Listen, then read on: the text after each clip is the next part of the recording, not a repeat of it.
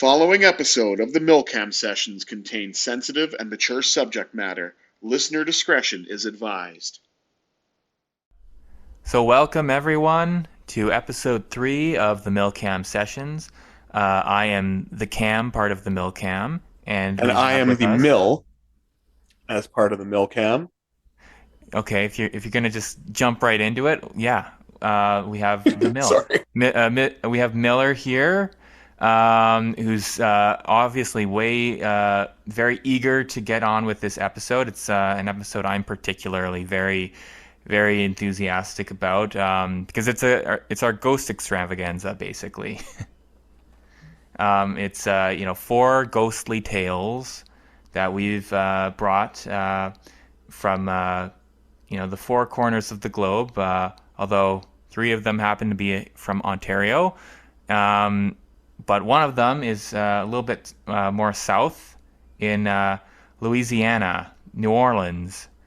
So maybe we'll get started with that one. I'll play that story, which I have ready to go right now, and then we can come back and discuss.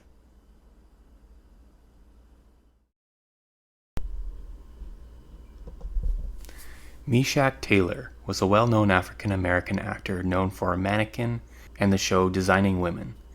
Unfortunately, Meshach passed away from colorectal cancer back in 2014. While he was alive, he spoke of a true paranormal encounter he experienced when he was a boy. I will tell this tale here today. When he was quite young, he and his family moved from Boston to a house near the Dillard University campus in New Orleans.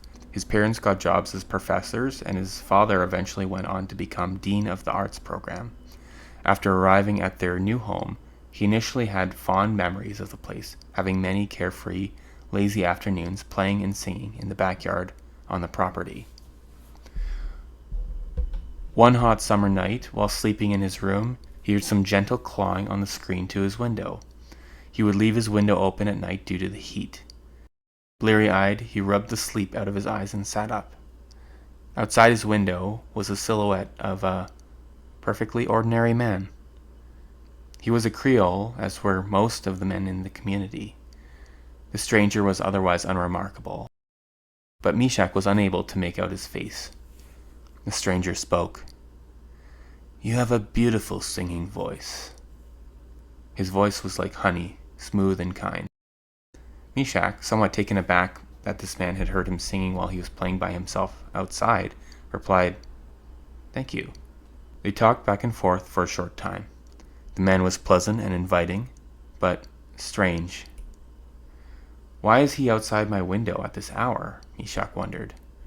The man, perhaps sensing Meshach's hesitation, said, "Why don't you come outside, and I can introduce you to my friends?" Meshach, still sleepy and finding this guy odder and odder by the second, politely declined. He turned over and pulled his blanket over himself. "That's all right," the sweet voice said. "Maybe some other time." And another time came.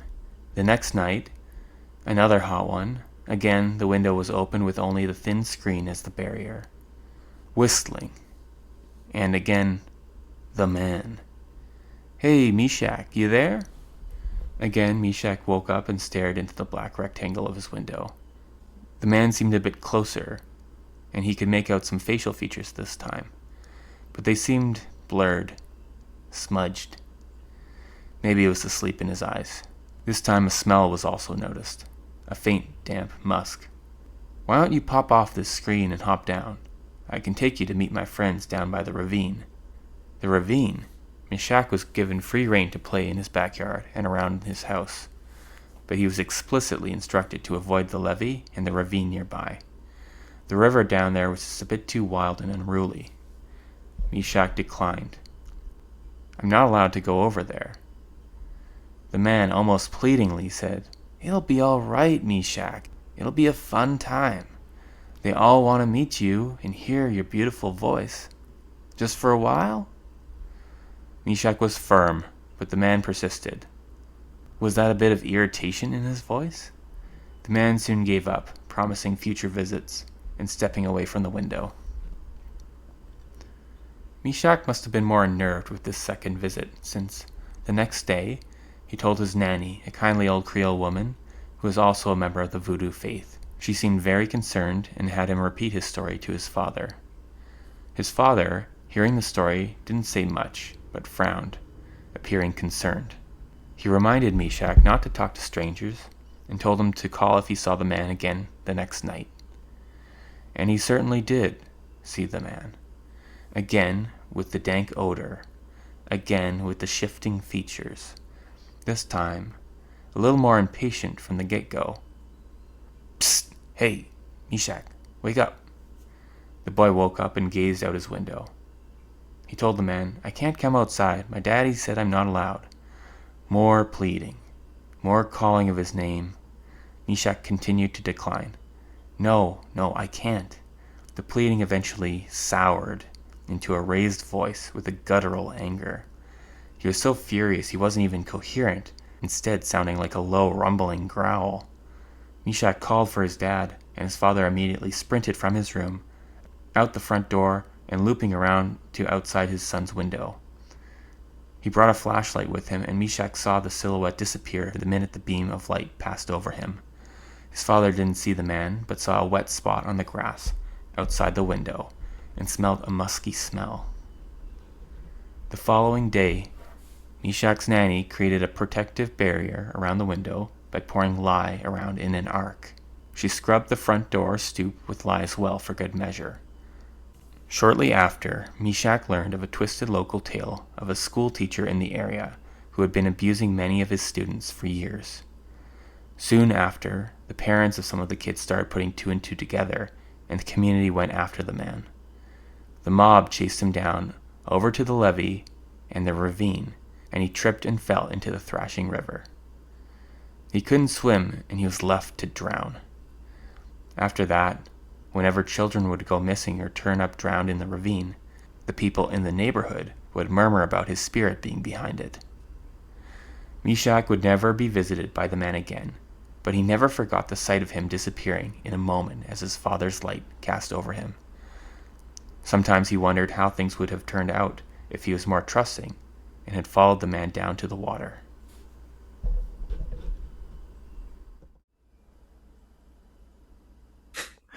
And we're back.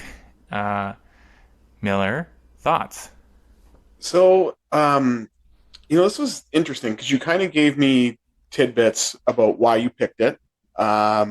With it being an episode of Celebrity Ghost Stories. And I'm just curious, like, what about this story in particular caused it to be something that was such a lasting memory for you and making you want to share it with our listeners? I think it really gave me chills at the time because of how malicious and sinister this ghost is. Like this being is literally trying to lure a small child to come out of his house and presumably do horrible things, maybe drown him. We don't even know, thankfully. And I remember just the story really stuck with me. Like if I think of what's a creepy ghost story that I've heard, it was this one just came to mind recently, and I thought I would like to share it because I think it was a well-known show. I think it was on A&E, the Celebrity Ghost Story show. But it's kind of hard to find, and there's a lot of episodes. So, why, I don't know if this particular story sticks out to everyone, but just like the idea, and there's also something about, you're in your home on a hot summer day. You're gonna have the window open. You're gonna need the window open to keep cool off. The idea of just some mysterious, creepy dude just appearing and using very sneaky and horrible tactics just to kind of get what he wants is I don't know. I haven't heard a lot of stories like that, and it just seemed like it gave me a chill. And I think there were a couple other stories from that show that came up, but I thought this was a really good one to highlight. No, it really was. It was kind of an interesting parallel for me because the first thing I thought of when we were prepping for the story, like when you sent me to or send it to me to read it, and then subsequently listen to it, the first thing I thought of actually, like, and I know you're familiar with this too, because we're both big fans of Lazy Masquerade, but Oh yeah. the American road trip story series that he did, the specific Oh, story about Louisiana, like it was the story of an entity called the Bayou Man, where if you're walking around an area in Louisiana called Bayou Teche, he lures you to the water's edge and pushes you in face down, so you wind up being fed on by the alligators. So oh, it's you know what I mean? Like it's interesting that the story you shared has a parallel where you've got this Creole spirit who's luring a young child potentially to their death or you know any other potential form of SA or any other type of abuse. Again, it just gives me like that interesting parallel of the Bayou Man and knowing that it's kind of similar in that way, based on luring a victim, to basically have them meet their demise, but in a bit of different circumstance than your case.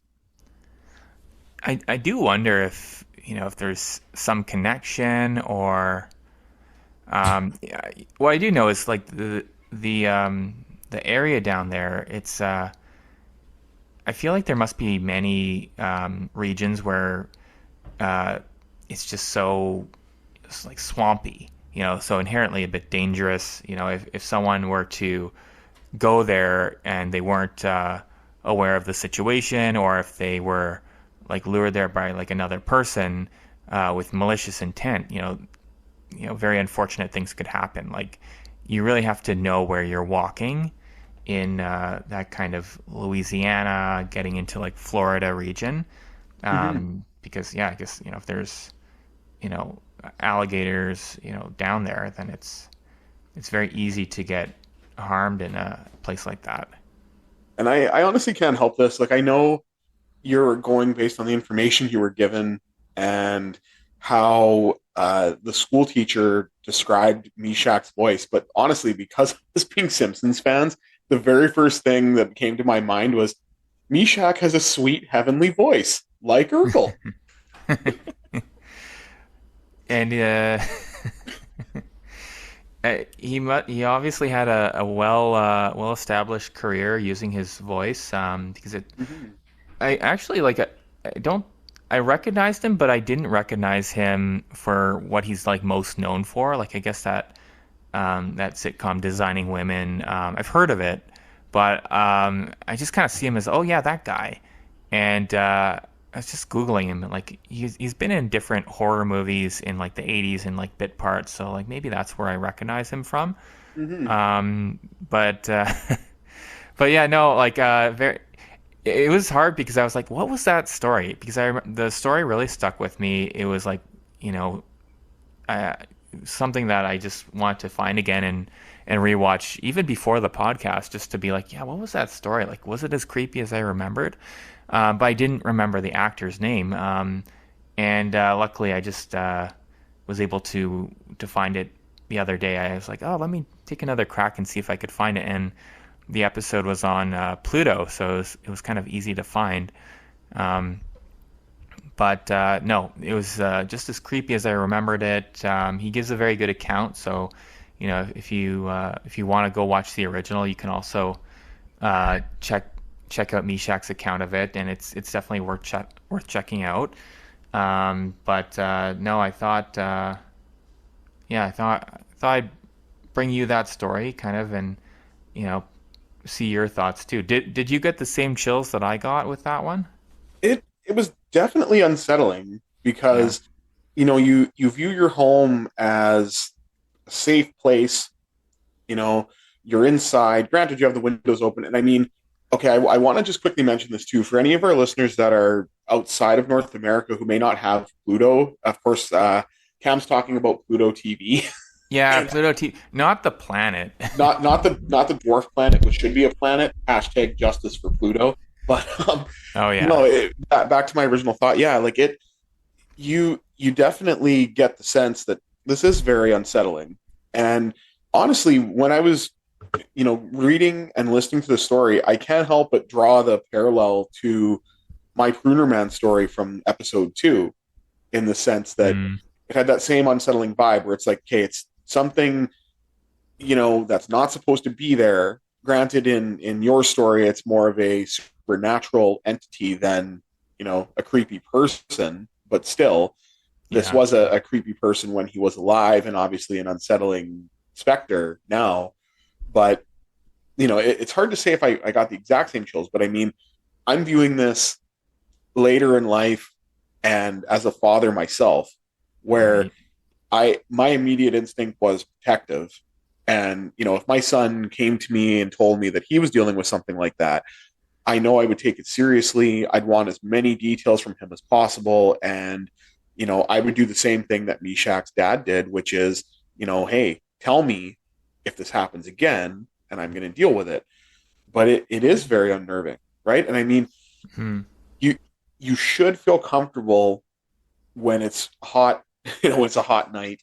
Because I mean, okay, I'm in Northern Ontario, Cam's in Southern Ontario, and I mean, I know what some people think about Canada in particular. It's all ice and snow and whatnot, but we can get particularly hot summers as well. oh, we And do. needing to sleep with the window open, like we're getting, sometimes nights where it's at best, 30 degrees Celsius, like You need it above. open. Yeah. So, again, it's the defiling of your sanctuary and the loss of some childhood innocence, right? And Hmm. also knowing that this man was a teacher in his life too, like that's something that as children and as parents of children, like you would want to trust and have that level of trust with them, because your kids are spending the majority of their days, I would assume, with this guy being maybe an elementary school teacher, maybe that's the only teacher they have 5 days a week, right? Right. And to know that he was acting the way that he was, um, is just, it's deplorable. This is one of those things where, again, like if anyone's got a trigger for something they can't handle, uh, this one is mine. I felt Mm, very similar, again, to the Scott Dove case, knowing about what his alleged murderer had done to mm. his victims that he was actually charged with. The essay against children. Like that was my other thought, and I know I'm connecting it to my own two stories, but that's just kind of the way that I tend to view it. And yeah, it was incredibly unsettling, and I deal with unsettling things with humor, right? So that's kind of why I even made that Simpsons show, because it kind of helped me get through it a little Ah. bit. No, yeah, no, um, I think another reason why it's particularly unsettling is the fact that it's like a deceiver. Like there's almost like this evolutionary, like primal response. If you can tell someone is trying to deceive you for some unknown means, it's inherently creepy. Mm-hmm. Like he started out with honey and then he went to vinegar. Like he was very kind and he took his time and he chatted. And then the third time he let out all his rage and you could see his true colors. Like there's something really, really creepy about someone who can hide their true self. Yeah. And and I think that was, the connection to Pruner Man, where like he wasn't very effective at it, because you could tell something was off with him, and that's how he got that creepy vibe. But you could tell he was hoping you would he was hoping he would be able to fool you, and he could just go about doing his thing, and whatever he was up to. This um, also reminds me, though, like I will say, I just thought of this now. The story almost gives me the same vibe as Coraline, like the way that you explained it, where like oh, almost at the beginning, it seems like this positive thing where it might actually oh be yeah. something, worthwhile for Meshach to pursue, right? And then as the visits continue, they get more and more sinister until the last encounter, where the spirit's out of options, right? And the dad is able to kind of put an end to it, thankfully. But yeah, Mm. that's actually another thing that I thought of just now, like as we're discussing it, is it does kind of remind me of Coraline, where it seems like, oh, that alternate world seems, so good at first, and then it slowly gets worse. Or Yeah. uh, also kind of reminds me of, when you first encountered like a monster in like an episode of Are You Afraid of the Dark, Goosebumps, where it's not entirely, you know, fear inducing, but it has that little bit of an unsettling quality, which slowly kind of gets worse as the episode goes along. Again, that's kind of the Mm. same vibe that I'm getting as we openly discuss this. Well, I think, we as humans, like, we have um, that sense where if something feels creepy or feels off, like we have that built into us, to as like like a protective defense. Mm-hmm. Something doesn't feel right about this, and it just gives you a sense that you need to distance yourself from the person or distance yourself from the situation. And I find for myself, I really try and listen to that. Like, it's your gut feeling, But yeah, like even with Coraline, yeah, they kind of put on like all those like little parades and everything looked so kind of whimsical. But you knew something was off. The fact that to get there you had to go into that mysterious tunnel and follow. Well, I'm sure the cat was okay, but but you had to. As a cat owner, I think he's obligated to say that. Yeah, the cat did nothing wrong at all. It's the button eye people that were the true villains in that situation. Um, but no, I wanted to mention. So one other parallel I noticed was Freddy Krueger. I don't know if you noticed this too, but the whole um, person who worked at a school, parents started to figure out that he was doing horrible things related to Yeah, children, yeah. chased him down, resulted in his demise, but he's kind of come back to life, or is a ghost or some undead entity still at it, still trying to wreak havoc and spread his evil in a very similar way after death as well. Only it's more water instead of fire with Freddy. Yeah, no, you know what? Now that you mention that, I can absolutely see that parallel because I'm not a movie person, but I mean, I have seen Nightmare Yeah, on Elm Street, so I'm familiar. I know uh, that in the initial portrayal of Freddy Krueger was supposed to be a a predator who potentially essayed children, but they changed that, thankfully, for his backstory. And then also yeah. give me another thought too. One of my favorite stories, actually from Louisiana, which is something that I would potentially like to cover in a future episode, Hmm. is Myrtle's plantation, because Oh yeah. there are many entities there, and I'm not trying to compare uh, and portray this school teacher in a positive light, but it does remind me actually of the story of a servant named Chloe who had a similar fate in the sense that she was chased down by a lynch mob and then she was hung, and I believe her Ooh. body was burned, if I'm not mistaken, at the end. But it kind of reminds me of that too, where it's that mob mentality, but in this case, it's parents protecting their children. So Mm. in a bit of a I guess vigilante justice sort of way, like I can kind of get on board with that, especially being Hmm. a dad, and my feelings toward people who have done these same actions, um, that this man had done. I'm not saying that I would participate in it, but I mean I can understand and appreciate why these parents would have acted the way they did, especially during that time. Yeah, the podcast is not advocating for lynch mobs or pitchforks or or anything.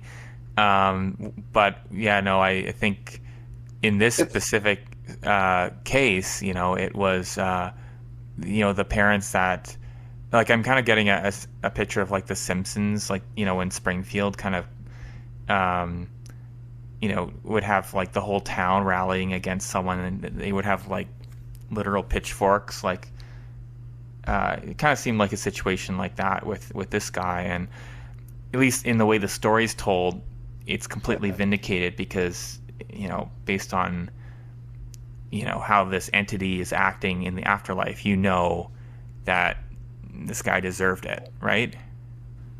exactly. And the thing with it too is like I'm not condoning it. I'm not saying that what they did was right, but it's Yeah. understanding the rationale, right? Like No, why they exactly. felt that way and what led them to act the way they did. It's kind of like, I can I don't I, you can understand something even if you don't agree with it. Like I Mm. kind of get that way when I watch any type of true crime doc on like a serial killer. When you understand their motive, it's like, hey, I wouldn't think like that, but if ABCD happened to this person, which caused them to act out the way they did, it's like, oh, you know what? I get it. Like it makes sense, right? And that's kind Hmm. of where I'm coming with that. And I can certainly feel the anger of these villagers because of being a father myself and not wanting my son to have to go through anything like that or anybody else's kid that I know because Yeah. it's extremely traumatic and it's again one of those things where if it's if you want to trigger me, that's a story that absolutely did. So I think with you, like, do you like Cam, do you remember how old you were when you had first seen this, like first seen the story? I think I was late teens. Hmm. Like I wasn't a young child or anything. But I think I was like maybe late teens or mid teens or something. Okay. Um, so I wasn't that far away from childhood to not be creeped out. And, Yeah. um, I wasn't a father at that point, nor am I now, but, Except to his it, cat. except to cats, which is, yeah, if anyone was, trying to like pss, pss, pss, to my cat, to get him to go outside, and it's a ghost, I'd run after him as well. But Exactly. uh, no, yeah, no, it just was a creepy story, and um, you know, the way that I finally found it, because I was like, what is that story? That was such a creepy one. I think I just typed in Predator Ghost, celebrity ghost story, and it finally came up. I was like, I needed to, you know, look it up, like use that combination of terms. But yeah, it kind of really is like, what's creepier than a normal ghost? Well, like a predator ghost. You can't get that it's much it's funny creepier than how that. those disjointed searches work, right? Yeah. Um, but the reason why I asked like when you had seen it is like if you were getting chills from it and like not being too far from childhood, I completely understand that.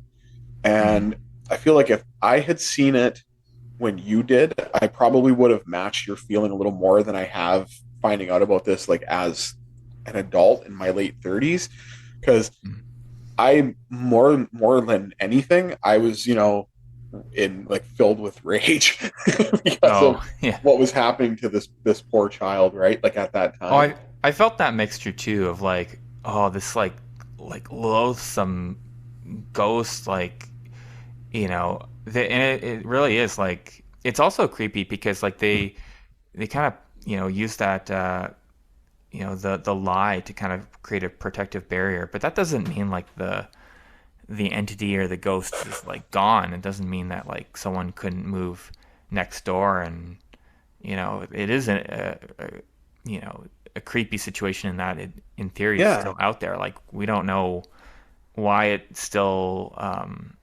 continuing on after death and how to get rid of it. Like so just it still gives me chills. It's like it's a creepy one. Oh no, it definitely would. And that's why I'm glad that you shared it Yeah. and how we can kind of have similar perspectives on it, but also somewhat different based on the time in our lives when we were first made aware of it. Yeah. Yeah, I think we kind of, you have the paternal instinct that like immediately kicks in, and I have the one part that and one part the child feeling. of Mm-hmm. like that innate fear of like scraping on the window at night or on the screen.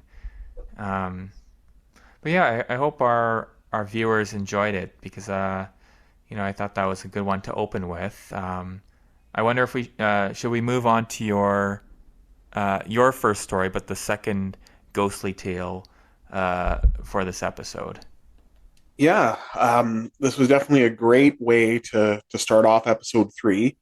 I'm going to just bring this up because I brought it up to Cam privately, but I really appreciated your telling of this story, the way that you delivered it, the way that you altered your voice a little bit when you were speaking the parts of the school teacher. It really gave me like a genuine creepy story vibe. And I know one Oh, of your thanks, favorite, man. and I know one of your favorite YouTube channels is a guy by the name of Let's Read, and I definitely Yeah. had vibes of Let's Read listening to you for that. Like, not saying any of your other ones weren't good, but that was by far the best one and my favorite that you've actually narrated so far. I appreciate that, man. Like, and that's high praise. Yeah, Let's Read is one of the greats on YouTube. Still doing scary story narration. He has a great output. And no, I think this is something very new for both of us. So we're going to be getting a little bit better with each episode that we put out, with each narration. And I'm glad you noticed some improvement with it, and some I hope it really did feel like almost like a story from the Midnight Society from Are You Afraid of the Dark? Just Definitely. it's cozy. Get in bed, or get a blanket and listen to something that'll creep you out a bit, and that's kind of the whole goal. So I hope it Hmm. really was effective, and I'm glad you felt that way, Miller. So, story number 2 is a bit of local flavor from Thunder Bay. Um, it's a haunted house on a on a street, Archibald Street, on the south end of the city, called the King Residence. And I know I had mentioned this to Cam when I was researching it. This wasn't the original story that I was looking for, but I was led to it, and I was actually very intrigued when I found the article. And I know I know one of the other things that Cam had said is that when I put my story together, he felt that I did a better job than the actual article is. So I, felt article did. So I kind of feel like a sense of pride with that, and a I little did bit of feel a that way. Yeah, it made a lot more sense. and a little bit of a fuck you to the original author. But anyway, so yeah, I hope you guys enjoy the King Residence, and I'll share that story with you guys now, and then we'll come back for some discussion.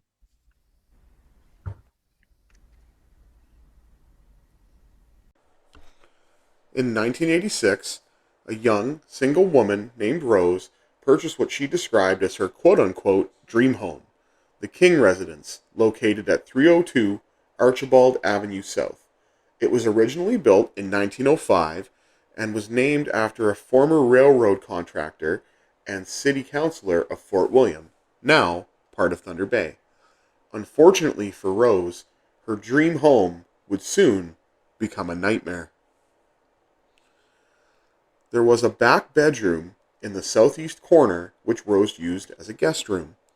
Rose claimed that it was always cold in the room, and noted that guests who stayed there reported having terrifying dreams, and described a dark, demonic figure who would leave them, quote unquote, scared out of their wits.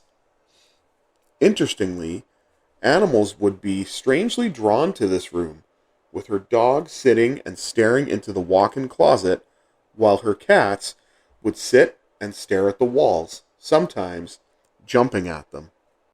After some time, Rose grew used to the sounds of footsteps or moving furniture upstairs. 3 years later, in 1989, Rose's husband moved in. Unlike Rose, her new husband found this house cold and unwelcoming. He also began having disturbing dreams. Rose went on to hire a medium to cleanse the house. However, the medium warned the couple that there are things here that could hurt them and advised them to leave. Unaware that Rose was pregnant, the medium also strongly advised the young couple to not bring children into their home. 2 months later, Rose's husband had another frightening dream in which the demon had taken their baby. The next day, Rose sadly lost the baby. A team of paranormal investigators was brought in to investigate the home and confirmed signs of a haunting, including the freezing temperatures in the guest room, along with photographs of floating mist throughout the other rooms in the home. One day, Rose made the most horrific discovery in the closet of the guest room: a Ouija board. It was built directly into the wall. After Rose made this discovery, her and her husband did not spend another night in the home, and eventually sold it in 1990. After the loss of their baby, the terrifying dreams, and Rose's discovery, can you blame them? And we are back with people who look like things. Oh, sorry, that's the wrong show. Anyway, no, I mean, we're back. wait, we are people who look like things. We just happen to look like people. That's very true. I had to sneak a little Simpsons reference in there, but no. So thoughts on the King residence story, Cam? It was a great one, dude. Yeah, I think it was a bit of serendipity that you were looking for another story, and this one just jumped out at you, and you went with your gut, and you were like, you know what, we're doing this one. We're gonna tell this story, and we can save that one for another time. Yeah, especially I think I had mentioned to you the part with the dream. I'd never heard anything quite like that before, where they dreamed of the demon carrying this baby away, and then, unfortunately losing the pregnancy a bit later. Just chills to think about, what even happened there. Like, was this more of a premonition, or was it implying this entity, this demon, had something to do with, losing this child?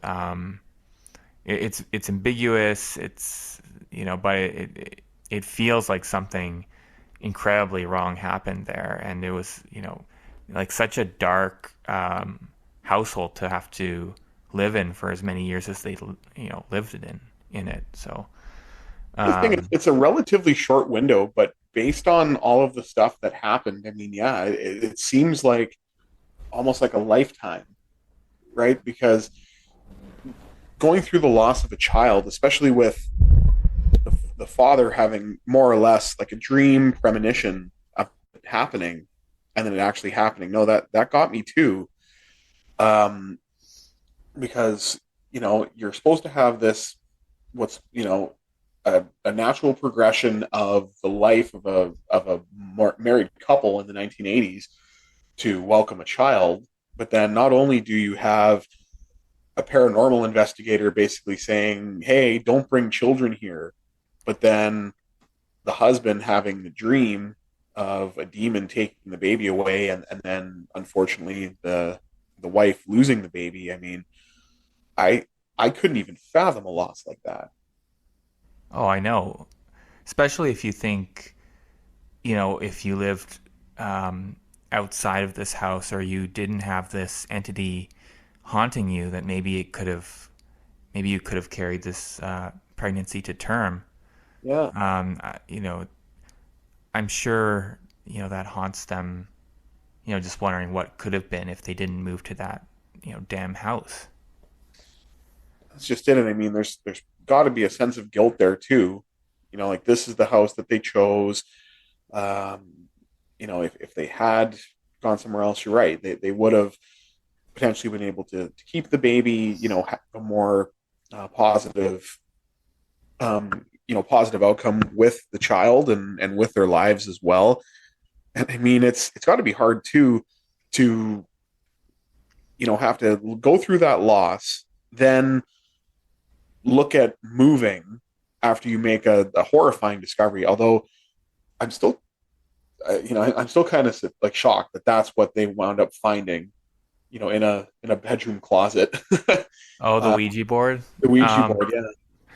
yeah, I was gonna ask you because like when you move into a new place, usually you can see like the empty closet. So I'm imagining either it's like tucked away in some corner, so it's like really kind of hidden out of the way, or there's like some like secret hidden compartment in the closet that you can open up and see the Ouija board. But um, I haven't. I have heard other stories of that in houses where they would find either like a Ouija board or they would find like some weird pentagram or odd like almost like summoning circle like hidden under a rug. Like that was a Hmm. surprisingly common theme for that show, A Haunting on Discovery. Like there would Yes, be quite a yes. few stories that ended up like that. And I know as well. We aren't on. Like I've obviously she's an ex now, but one of the things that my ex fiance used to say was that if you ever used a Ouija board, it was very important to say goodbye and close the portal, because if you didn't, the entity might still reside there and either attach itself to the person who summoned it or attach itself to the property. So part of me wonders if, was a previous tenant playing around with a Ouija board. Like, I'm not trying to put the blame on kids, but I could picture, teenagers Yeah. potentially thinking, this is fun.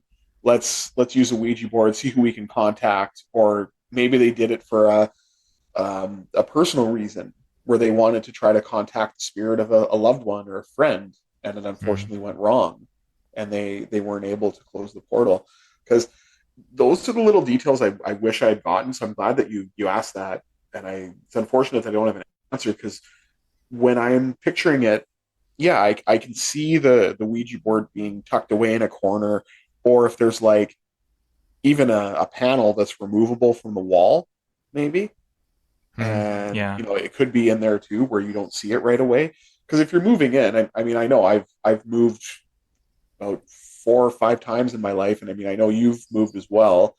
Sometimes you Yeah. don't think about those things till later on, because when you first go into the house, you just toss your stuff in, and who knows, you might not even go through your closet stuff until either you're going to move or something prompts you to go in there and look for something, right?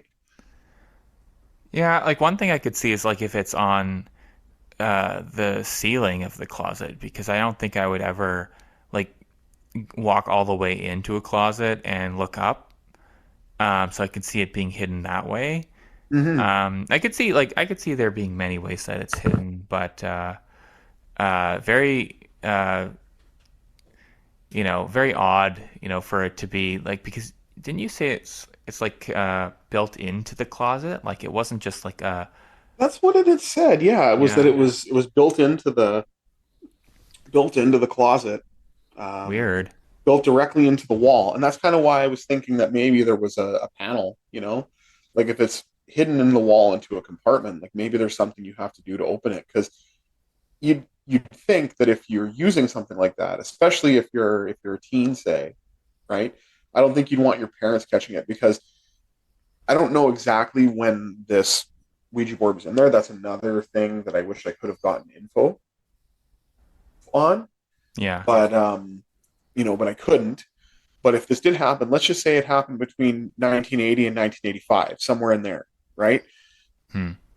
Peak 1980s. What's going on at that time in North America? Satanic panic.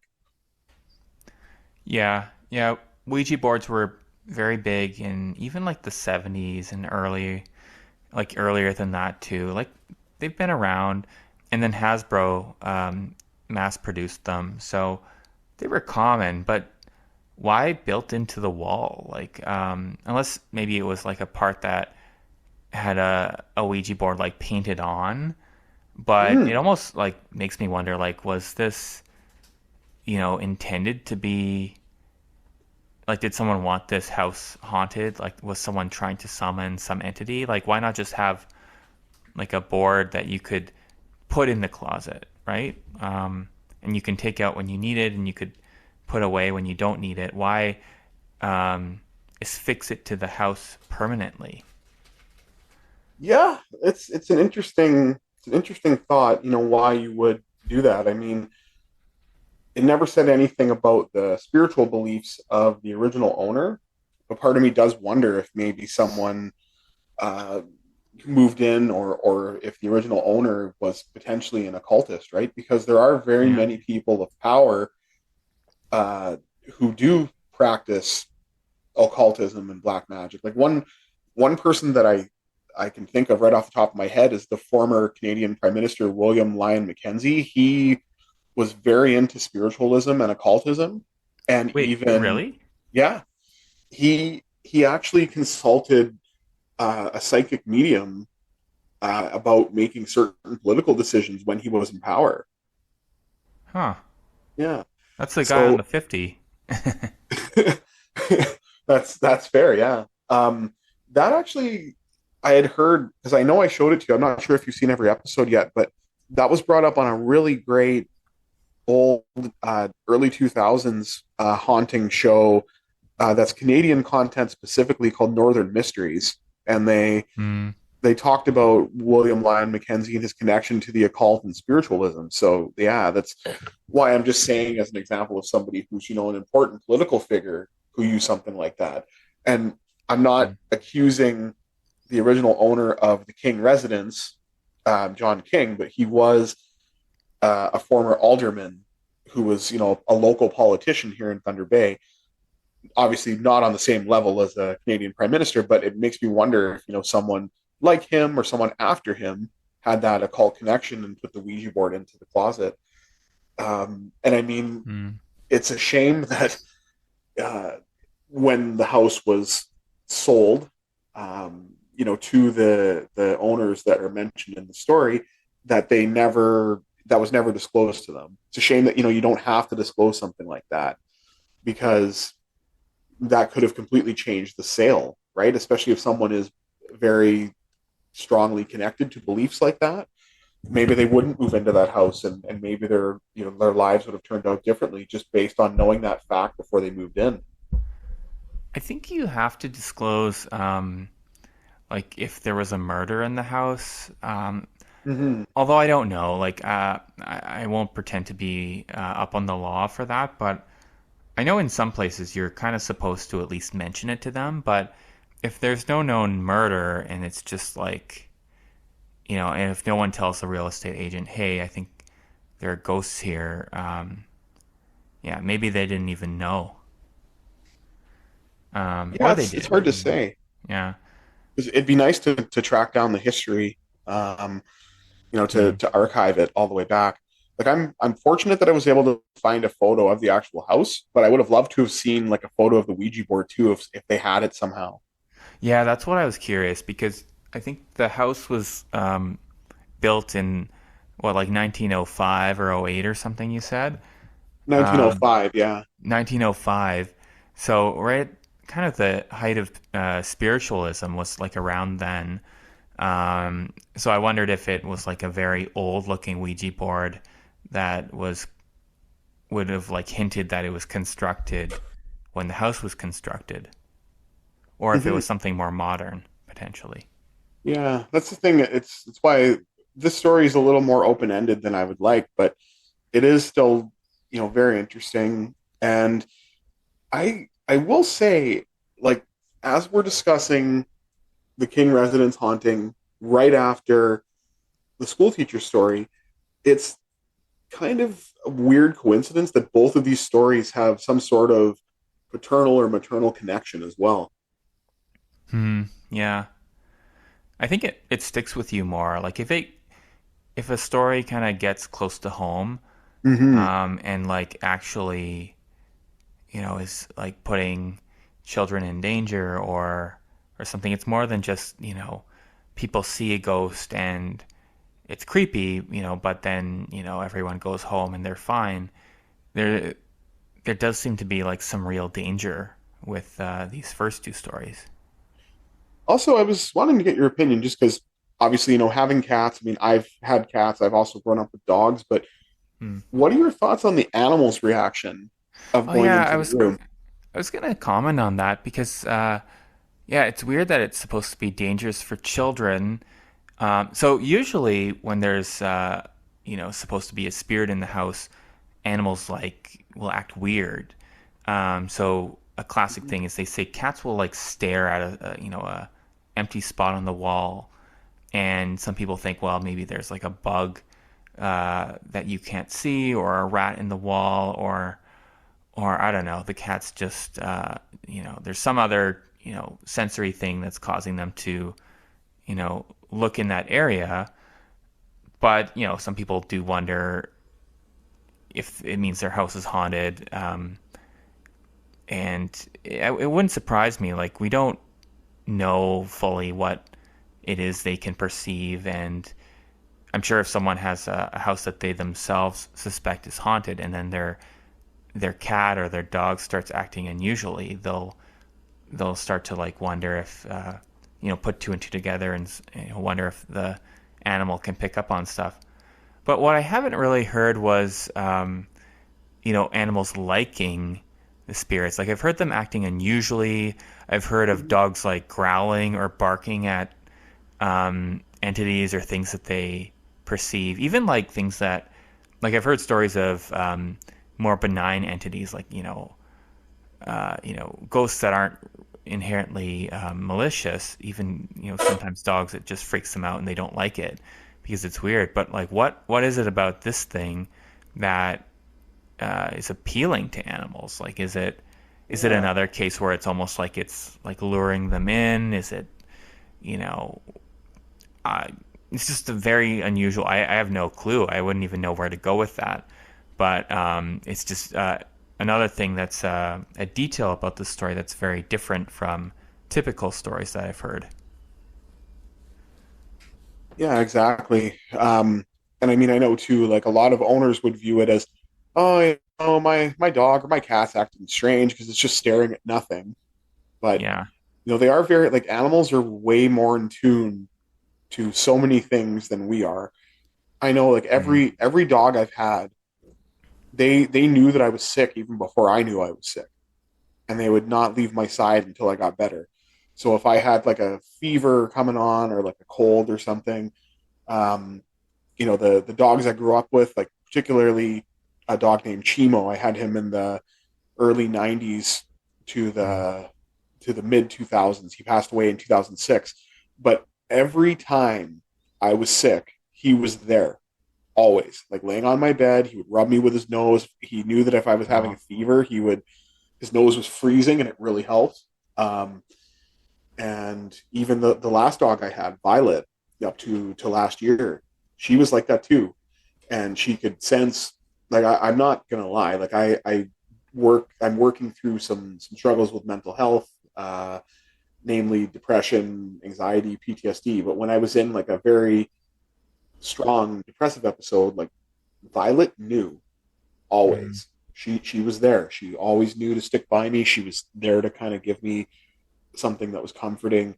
And I feel that that's the way they are in tune to spirits as well, where the majority of people wouldn't see something or wouldn't feel a presence or understand that a presence was there. The dog or the cat could potentially see it or interact with it in a way that we can't, and that we can't perceive. I do feel like they're more intuitive than we are. I think they pick up on you know emotion, energy that can go unseen a bit from humans. Whether that's like sensing that you're sick before you even notice it, or sensing that there's something wrong with the house or something really weird with it. Um, yeah, this has been something that people have known for I think like hundreds of years. I think we've kind of just we Mm-hmm. know they perceive the world differently. We know they have some hidden wisdom about what's going on, but we just can't unfortunately communicate with them to ask them what they're perceiving. Exactly. And I know when we were doing the research for these stories too, you were curious about the medium that was hired, right? I was, yeah. So because we both grew up in Thunder Bay, and this was the '80s. Yeah, I was just curious. Like it mentioned paranormal investigators. Like I wondered like who those may have been. Um, yeah, because I actually had I think like a medium.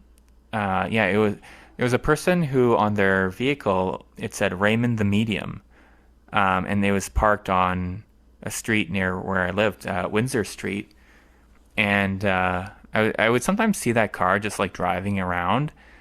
It's a not that small of a town, but I guess it was they lived in our neighborhood, so I would see that Raymond the Medium car. So I was, and then I stopped seeing it. So I don't know if Raymond moved away or what happened to him. But Maybe he I was became like, I wonder if Raymond the this was Large. Raymond. What's that? Maybe he became Raymond the Large. Maybe Raymond the Large, or yeah, or he met a woman named Deborah and moved into a house in New York. That's a deep cut. That's a everybody loves Raymond joke.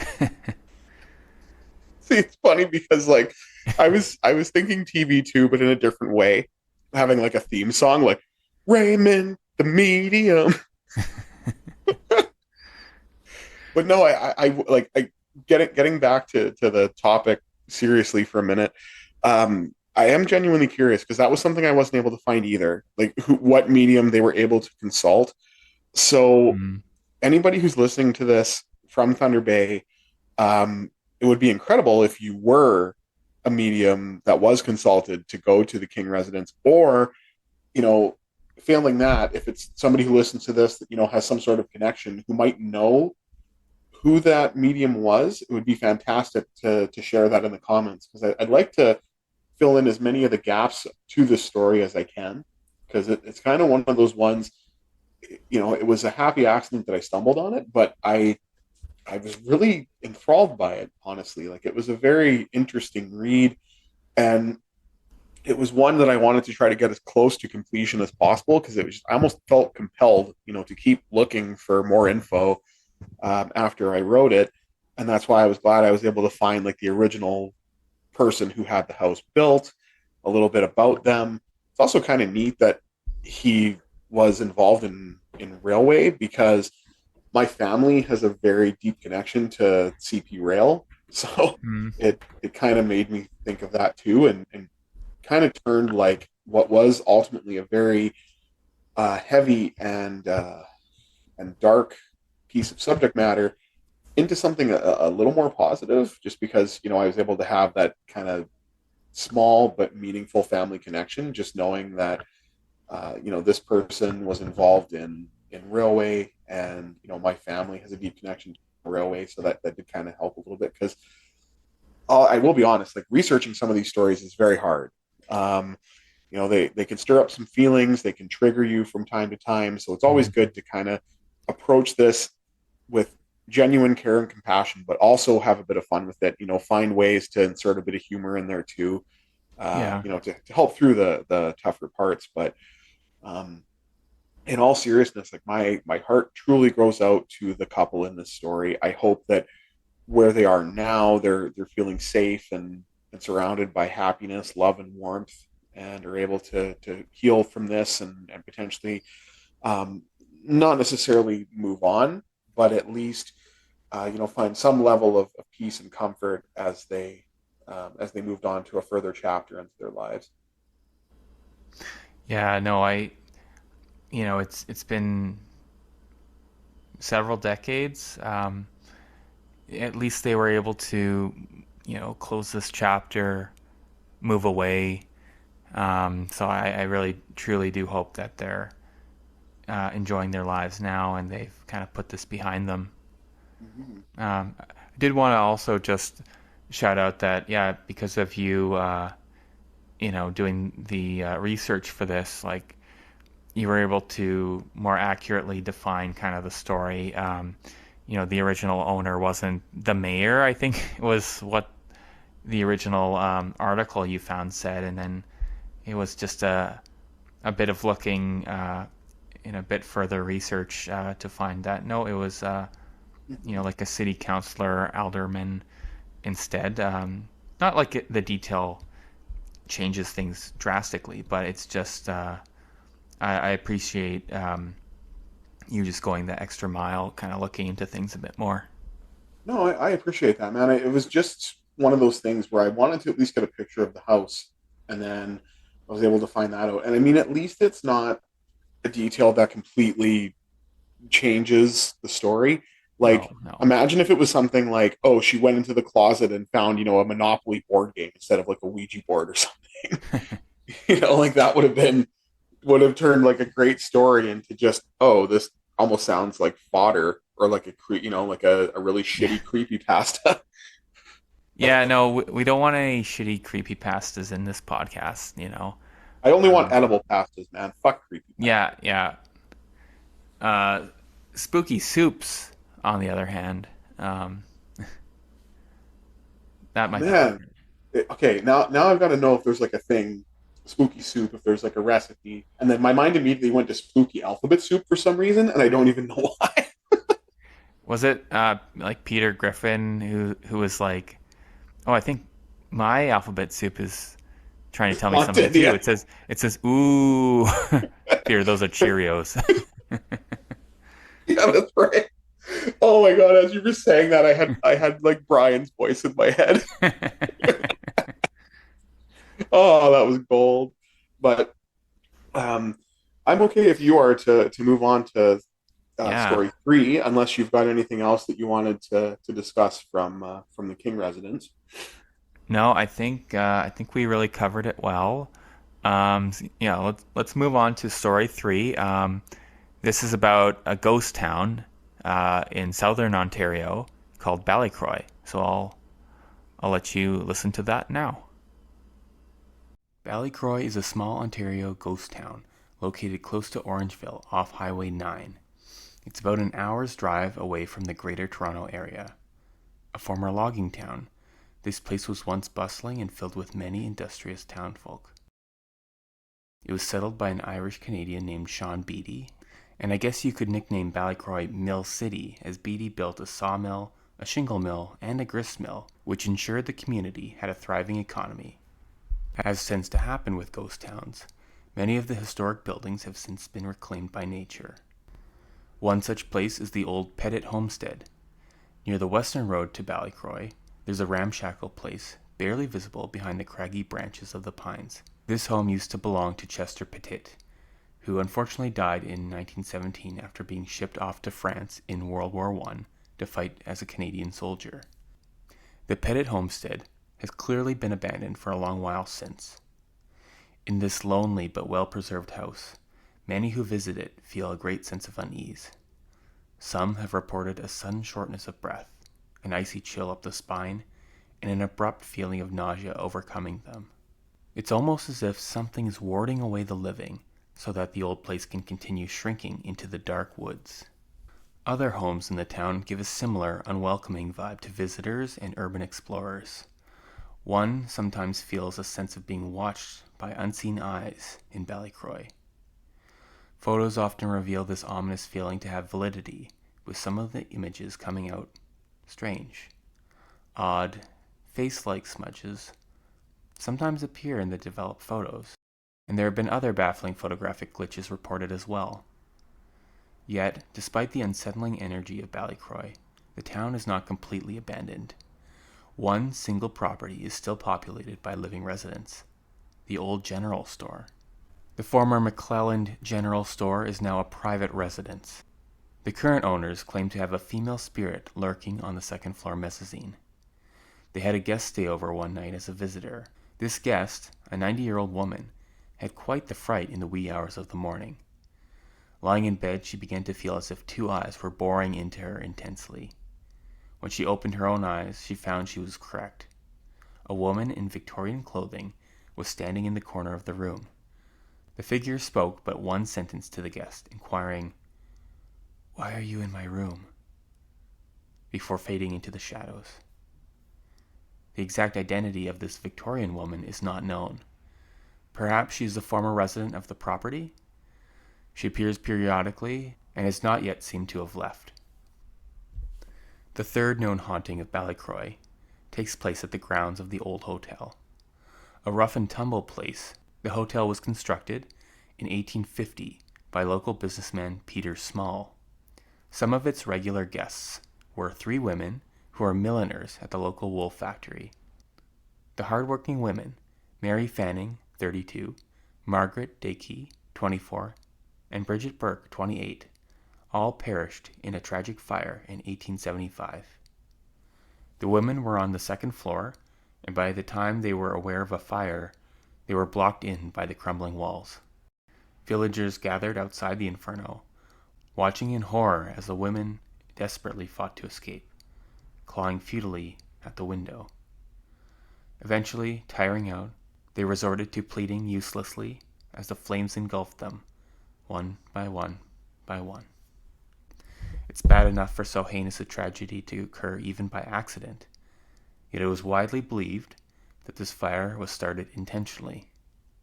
The top suspect was the owner himself, Peter Small, who had another suspicious fire set his personal residence ablaze but 2 months later. He fled the town after this second fire and was never able to stand trial for these accused crimes. In addition to the hotel, the local smithy, tavern, carpenter's shop, and several homes were destroyed by the fire, which originated in the hotel. These 3 young women, unfortunately, have not seemed to have moved on after their deaths, as there are many tales of them continuing to haunt the area. They have been seen strolling about the blackened rubble at night. The acrid smell of smoke always seems to linger after their appearance. As with much of the town, the ruins of the hotel give off a very unsettling energy to anyone who dare explore it. It seems this tragic fire was the first domino leading to the ultimate collapse of the town, with most of its residents deserting and it shriveling up into a ghost town only a couple decades later. Although Ballycroy will never again see the hustle and bustle of its prosperous heyday, it seems clear that it's not entirely deserted. Maybe one day, along with many of the old homes, the ghosts of Ballycroy will eventually be reclaimed by the earth. Perhaps on that day, they can finally know peace. And we're back. Miller, have you heard of Ballycroy before, or is this your first time hearing about it? This was my first time hearing about Ballycroy, and I can't help it. The very first thing I thought of when I was reading your description of it being referred to as Mill City, my mind immediately went to the song Warp City by Ministry, but I was literally in my head going, "That Mill City!" Well, it wasn't referred to as Mill City. I just might think of it as Mill City. I called it Mill City because I was like, oh, it had this grist mill, it had this mill. I was like, wow, a lot of mills in this town. And then you made me do research too, because I literally pulled like a Cletus from The Simpsons when I first heard grist mill, because I'd never heard that term before. So I was just like, grist mill? And I had to look it up. And I'm like, you might as well call it a general mill, because apparently you process grains at a grist mill, which is something I was not familiar with at all. Oh, I didn't know that either. That's right. I'm researching your story too. Well, so, I knew of the grist mill because of, have you heard of the show Over the Garden Wall? Yes. I've never watched it, but I have heard of it. Okay, dude. This coming autumn, you need to watch that show. There's like 10 episodes. It's a very quick watch. The first episode is called The Old Grist Mill. Mm. And it's okay, just watch it. It's great. I like how the story discussion turned into an ad for Over the Garden Wall. On DVD now, pick up Over the Garden Wall with new special features and commentary. From Cam of the Milcam Sessions. I mean, if Over the Garden Wall and Cartoon Network wants to sponsor this podcast, I mean, they're very welcome to. I can say other nice things about their cartoons, but no. Shout out to Johnny Bravo as well from Cartoon Network, but yeah. No, this is definitely the first time I had ever heard of it.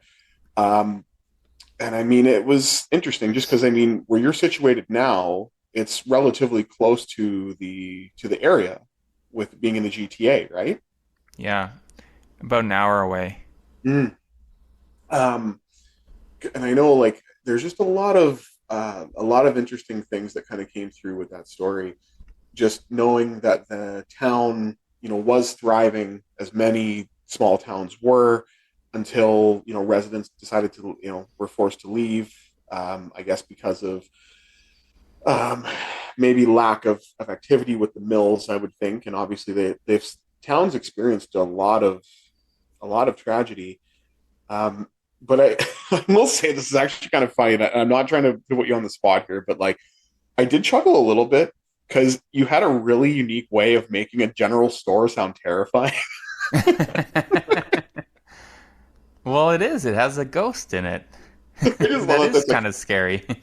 I just love it. That's like there's a place that still has people going to this day, and I can picture the music like dun dun dun, the general store. Wasn't it the McClellan General Store like it? McClellan General Store. But it is kind of like it's an interesting choice to choose to live in a ghost town. Like, I don't know anything about the people who live there, but they must, just not want to be around a lot of people, and they're like, no, I want to keep living here. I don't want to pay those Toronto rent prices, so let's just That's fair. keep No, living in this old it could store. be. It could be like that. Hmm. I know. Again, like my first thought to that was knowing that some people were still living there was the town of Centralia in Pennsylvania, where the town's Hmm. basically uninhabitable, but there's still residents that refuse to move, even though you know the streets are covered with a burning fire underneath the road, and Wait, then what? Why is you've there a never heard of burning fire?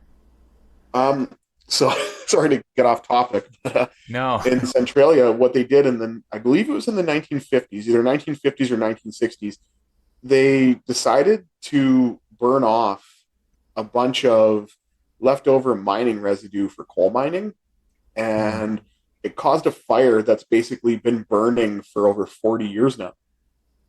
And Oh, like the tire it's fire.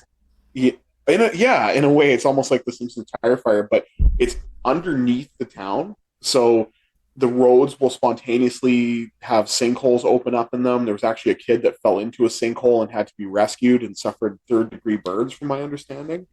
Oh, damn. Um, so it's the but again, even with that, like the Ballycroy is nowhere close to that level of a natural disaster, but just knowing some people for whatever reason, like they're very tied to their roots, right? And like where they're living. So part of me wonders if, Uh, hey, these people maybe they've been there for a few generations, and if they couldn't live in their house, like why not live in the general store if it's something that's still operational?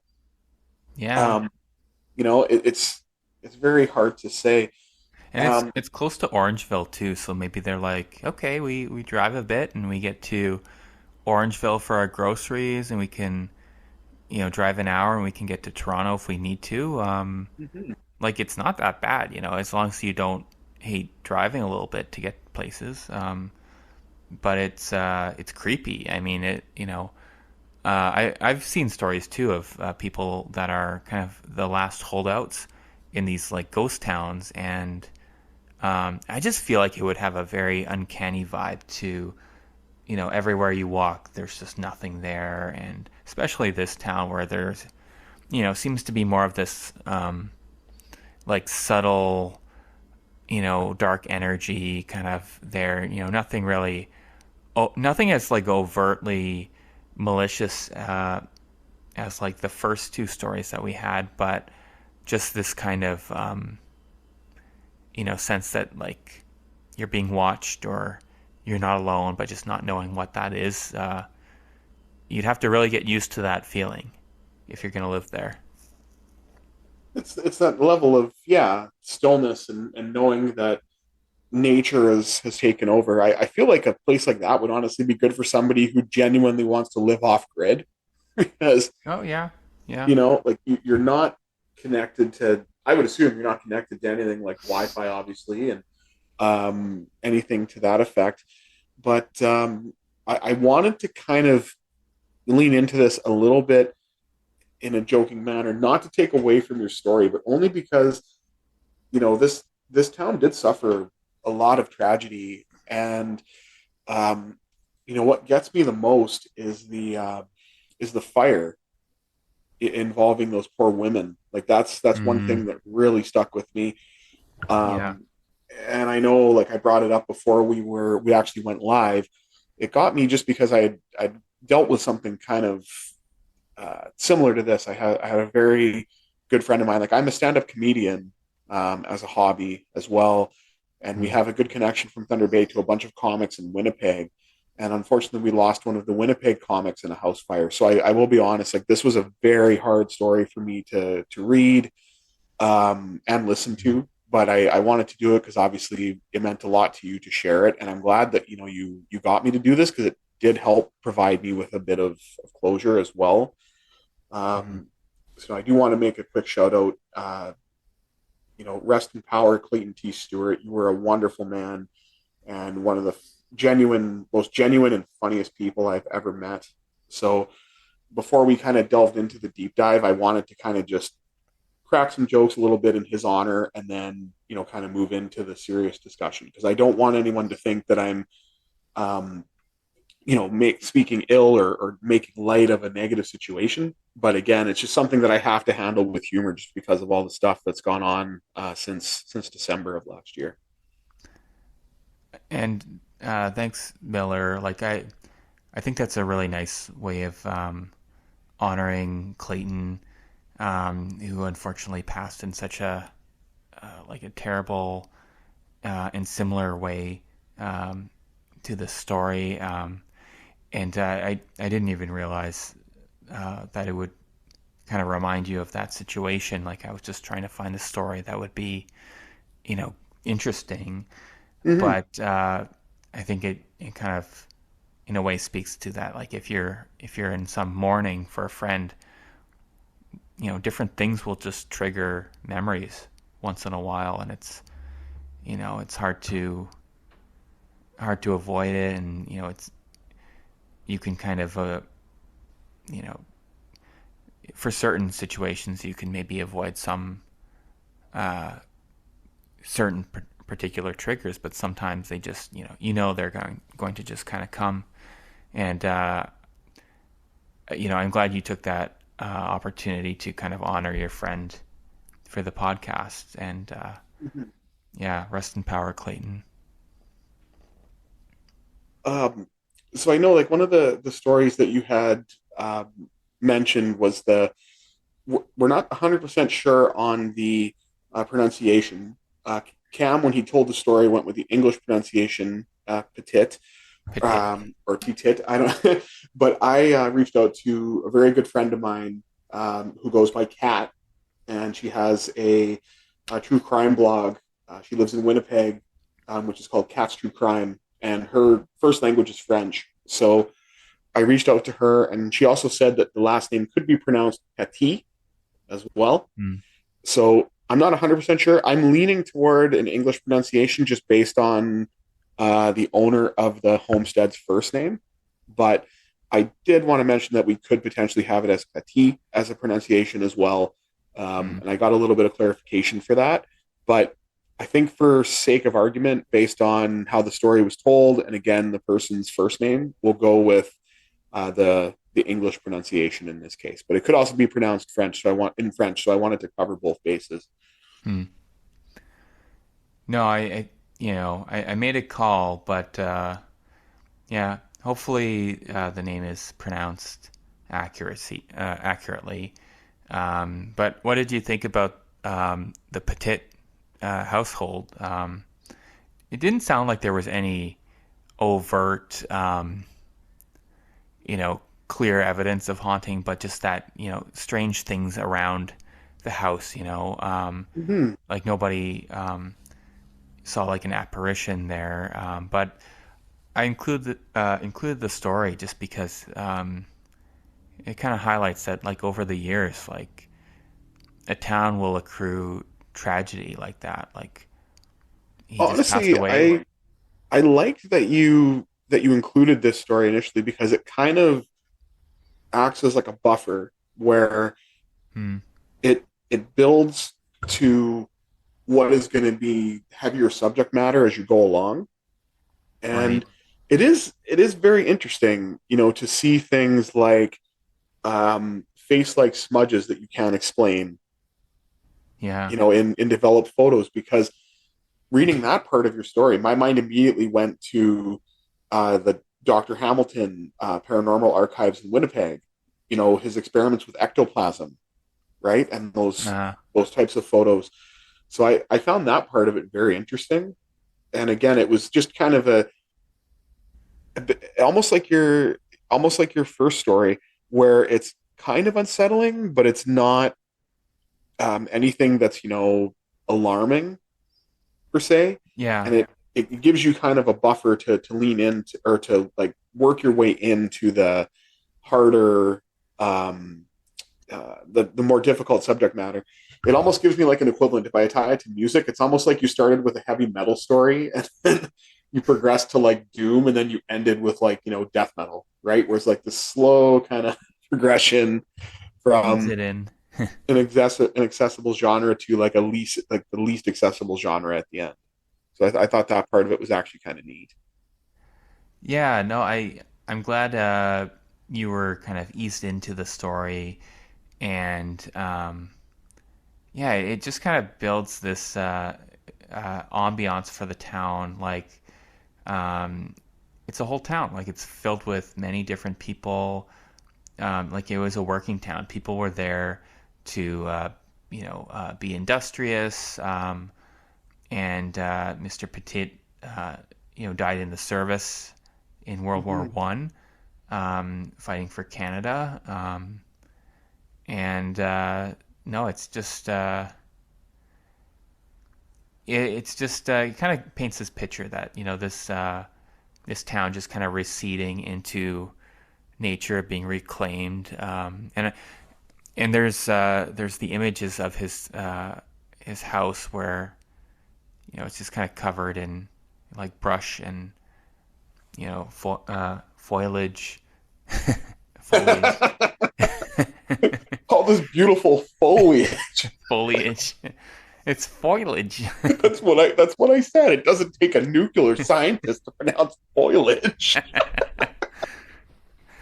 Uh, um, but yeah, no, and I think you've seen the pictures, but yeah, it's a little bit. There's a melancholy to a town that's kind of just it's receding. It's only like about 150 years ago, it was like bustling, yeah. and that time is gone.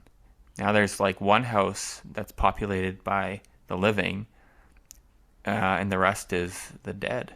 And I could certainly see too, just speaking of the population living, seeing a Victorian era woman in potentially modern times. I mean, Hmm. that would be really eerie, especially for Yeah. a 90-year-old woman as a guest, right? Like that was, I can completely understand she'd be frightened by that.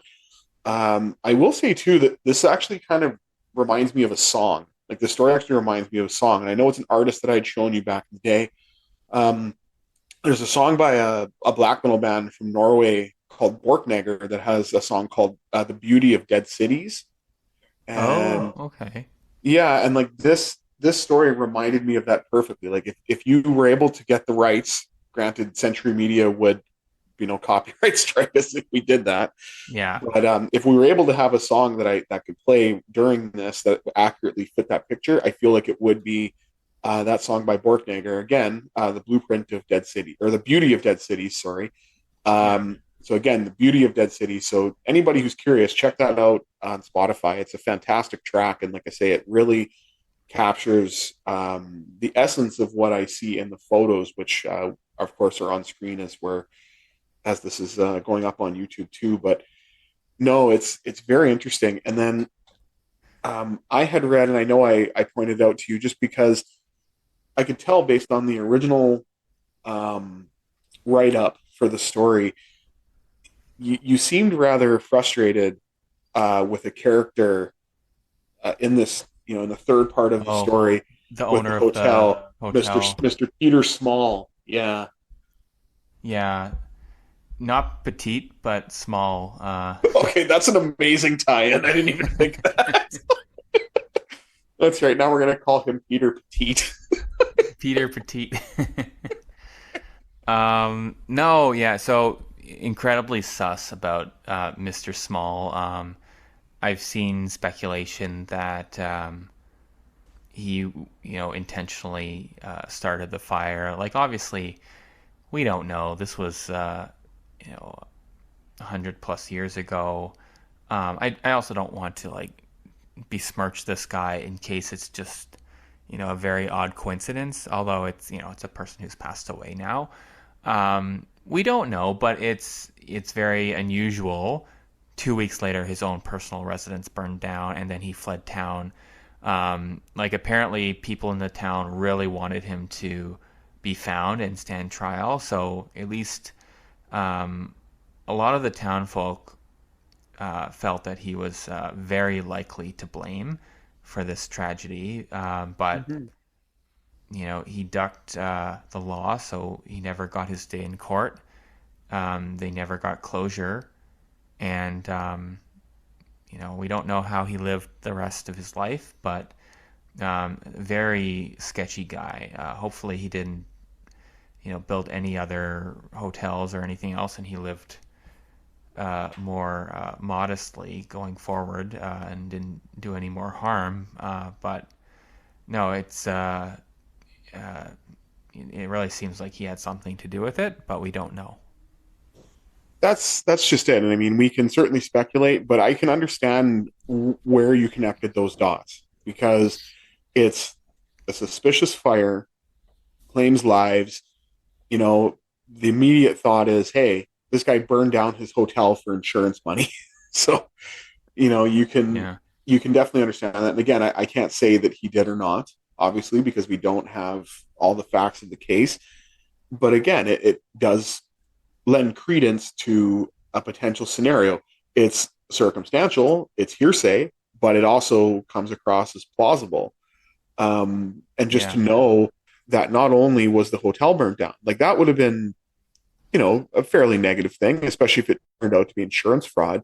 But the hardest thing is to know that these three hardworking women, the youngest being 24 and the oldest being 32, passed away, potentially in the prime of their lives. I mean, I can't, I've never worked in a wool factory, nor will I, because blind guys don't really work well in factories. But, um, like I can imagine it's a very tedious job, right? And to know that yeah, these poor hardworking women were doing the best they could to potentially support them, to support themselves, potentially support their families, to lose their lives in such a horrifying way, um, and also, with the potential of it being, suspected arson makes it even worse because yeah. it's like okay, dude, we get that maybe you want money for insurance purposes, but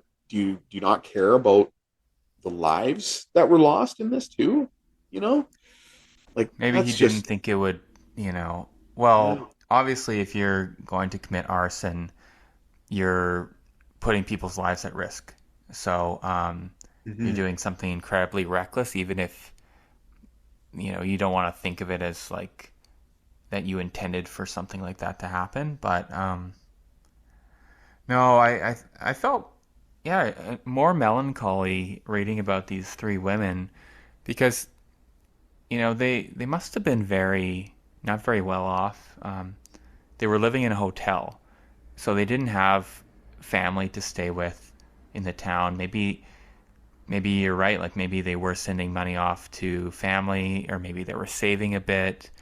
But they were just kind of quietly going about their work, earning some money, staying in this hotel. Like, you know, it's hard not to wonder, like, were they friends? Is that why they were, staying in the same area of the hotel, or maybe they had a room with a few beds and they had each other's company while they were working this wool factory. But like it doesn't seem likely that that's kind of where they were hoping to end up. Hmm. Like if they're in a hotel, it seems like they were hoping to have this be a chapter in their lives, building to something more where they could save money or, send money away or eventually move on to something bigger and better or get married or something or have a family. But, or maybe they were happy to just, be working there, but eventually maybe save up for a home of their own. Like, who knows? But, they really were kind of cut down in their prime, and Yes. such a unfortunate way. And it sounds like they're still there, even after they've passed. And I mean, it makes sense, right? Because they lost their lives tragically, and they're tied to that place. And so it's like a ghost town may look abandoned, but obviously there is ghostly activity in this one, and rightly so. And I hope that somehow these poor spirits, like, they're able to find a way to potentially pass on properly, and um move on to the afterlife, because that's, I can't imagine a worse feeling, right? If you're in the place where you lost your life and you're forced to basically wander the grounds and more or less relive the tragedy over and over again, like, that's just Oh, it's a horrible yeah. fate. No, I think it's terrifying to think that you kind of would get stuck and you can't move on. Like maybe the ghost in the general store is able to feel like things are back in 150 years ago, and that's why they get you know put off kilter when they see a human, like a living person, in their bed, and they're like, "Why are you in my bed?" Because Yes. maybe they kind of were just going about their their normal daily life in the afterlife. Um, but it's these three women, they don't have a house to haunt. They have like rubble. Like what must that be like if you're a spirit? It's a very eerie thought. I don't It think is, for anyone would sure. want their afterlife to look like that. But yeah, hopefully they could somehow move on. And yeah, I do think there is a beauty to this town. Like, it didn't last, but it existed. These people were there. Maybe some of them are still there in spirit form. And yeah, if I ever get the opportunity, I'd love to, maybe do a little visit and, you know, check it out. If I'm in the Orangeville area, um, it might be cool to look around. So, would you consider Orangeville the Shelbyville of the GTA? That might be more like Mississauga. More Mississauga. Okay. Yeah. I had to just, No, no, again. no shade on Mississauga. I'm just thinking like Mississauga is more comparable to the GTA in size. Um, so yeah, Maybe or Orangeville is Hamilton or Ogdenville. what's that? Maybe Orangeville is Ogdenville then. Yeah, maybe it's Ogdenville. Maybe Ogdenville. Yeah. Yeah, there might be I like had to an bring it old up just wrecked to be kind of monorail positive. there. Um, but yeah, man, maybe we should move on to our last story of the evening. I'll let you set it up. Yeah. So this is a personal paranormal story. I know I had mentioned in episode one, if we do paranormal, especially, I like to end on a personal paranormal story involving my dad, who passed away in 1995. And this story happened about 4 years after his passing. Now, I'll be honest, I don't have definitive proof that it was him, but based on the type of person that he was, this is absolutely something I could see him doing. I've had later instances involving him where he's, his presence potentially has, turned like toys on and off. And I even was mentioning to Cam not long ago, I have a sound bar for my TV, and sometimes it'll randomly turn on around 3 a.m. and I have no idea why, because I'm laying in my bed and I'm usually like completely out until the noise comes on. But I like to think that, it's my dad just letting me know that he's with me, as is this story here. So I hope you guys enjoy it. It's something a little more lighthearted, which is kind of why I made another joke to end on this one. Again, I mean, absolutely zero disrespect to, um, the people of Ballycroy and what anybody has gone through. And I hope that Cam did, justice in this story. I feel he did a wonderful job sharing the history that he was able to find on this town. And I hope that our discussion, even with the little humorous bit sprinkled in, did a nice job, to give justice to anybody, that was impacted by loss in this town, or of course the loss of these three women in the prime of their lives. But like I say, I had to make things light again just before we transitioned, so that's why I did what I did. And yeah, I hope you guys enjoy this final story. Again, it's short and sweet, but it's one of my favorites, and I know it's one I had shared with Cam before, so I'm happy to share it with all of you as well. The year is 1999. My friend Dave is sleeping over, and we have a seemingly endless supply of pizza, chips, and pop. And we have rented WrestleMania 2000.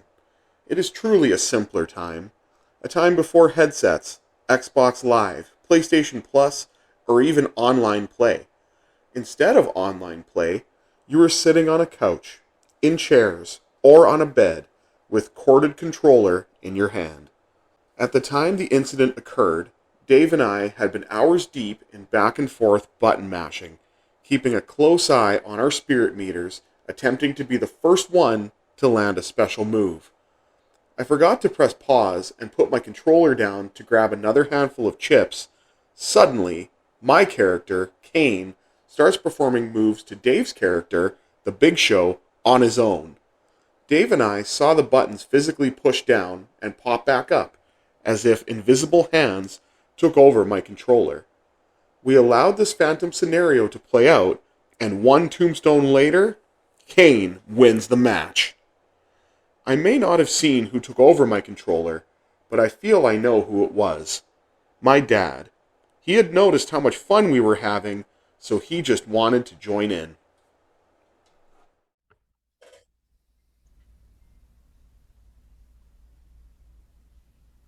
Okay, and we are back. So, what are your thoughts on my final story about my dad wanting to play N64 too? I loved it. I think it's one of those stories where I'm sure if you start to tell it to someone, they would be like, well, how do you know it wasn't just glitching out? But then you hit them with the buttons were moving. You could see them depressing on the controller, and yeah, you can't say anything to that. Two people saw it. Like that's a very you know kind of slam dunk ghostly encounter right there. Um, I think another bit of detail would be like, this was you were in your family home, so it makes sense Hmm. to consider the spirit as being your father's. You're actually, still currently in your family home too, so like things you encounter there right now, like also, it's a place connected to your father as well. Um, Exactly. but I love the playful nature of it, that he just wanted to check out what this game was. Like he's just there with you in some way, but then he's like, "What is that?" You know, uh, your dad just wanted to play too and check it out.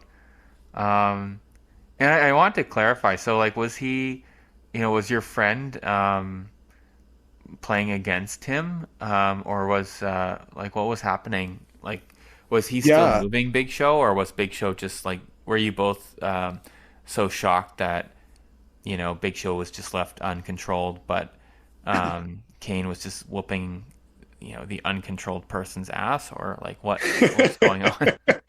Well, the thing is, like, I got Dave to pause it at first, just because we wanted to, you know, I wanted to basically clarify like what I had seen, because he glanced over and had seen the buttons pressed down too. And then we decided, well, okay, let's see if this actually continues. So we unpaused and let the match play out, in the sense that I left my controller where it was, and he was using his and actually fighting back. and um, that's another reason why I feel that it lends credence, because, like, you know, Dave's putting in the action trying to win, a match as if he's playing against me. I'm not doing anything, and moves are still happening.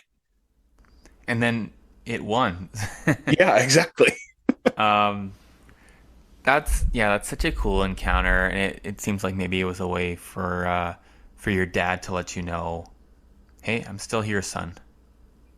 And I really feel that, because it's because of him that I have a lifelong love for wrestling. Like, he introduced me to the WWF pay-per-views back in the early 90s, and like, I know, I tell anybody who knows me, my favorite wrestler is and always will be Bret the Hitman Hart. And like, that was one of those things where I still enjoy wrestling, but I also still maintain it because it gives me that connection to my dad. So it's neat to know Mm. that years later, when there's a system that he's, never seen before, because the N64 came out, a year to a year and a half after he passed away, that he wanted to join in on it.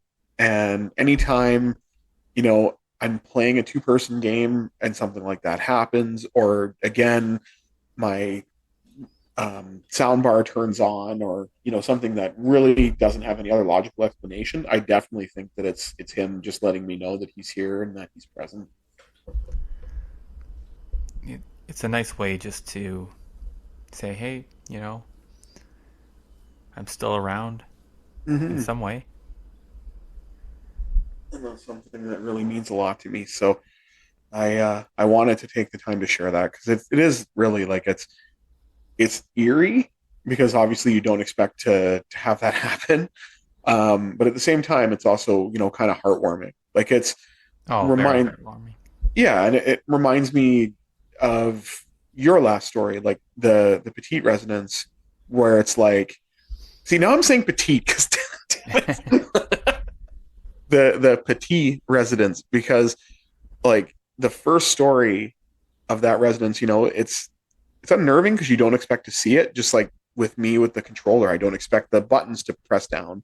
I don't expect to not have control of my character when I do a mundane task, right? Hmm. And then I do, like, I see this going on, and we play it out, and it's just nice to kind of know that, yeah, it was kind of unsettling at first, but once I let it play out, it ended. And I do like to think that it was my dad just, wanting to join in on the fun, because I mean, he was the type that would get into those things. I had many memories playing video games with him, and like, he got us systems from like the from around 1990. We had a Nintendo, like a regular Nintendo. Then we got, my brother and I each got a Super Nintendo in 1991, and then we had like a Sega Genesis at one point too, after my dad had passed away, and then obviously the N64 as well. So like, gaming was a big part of our lives growing up too, Hmm. along with wrestling, and even music. Like, my dad was one of the biggest reasons why I got into hard rock, which transitioned into metal,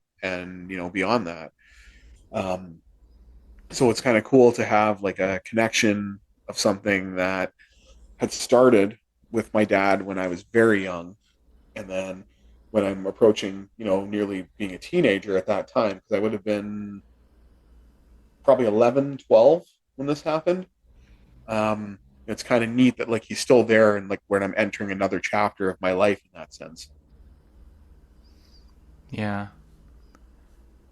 And I'm sure maybe on some level he was just like blown away by the polygons of the game and was like, this is way different than the Nintendo and the SNES.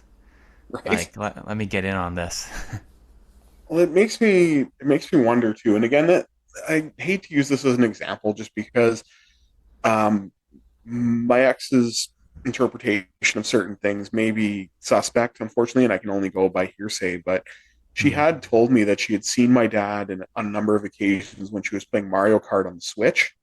And if that Oh, were true, it's like I wonder what what his thoughts would be now, or if I'm playing a game on the Xbox. Because I mean, honestly, if you see sports games in particular, some of them look damn near real. yeah, no. If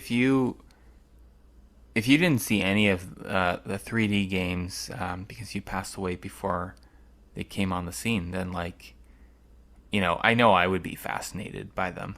Mm-hmm. Um, Maybe even something like a podcast. Who knows? He could be here listening right now. yeah. And if something Um, strange happens, I know who to blame.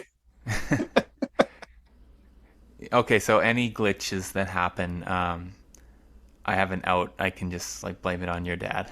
You can blame it on my dad, yeah. It's So like, if he is listening, oh, I sorry, hope he's enjoying it. I stopped. I didn't hit record. Oh no, must have been your dad. Oh God, could you imagine? No, Have to redo the whole fucking thing.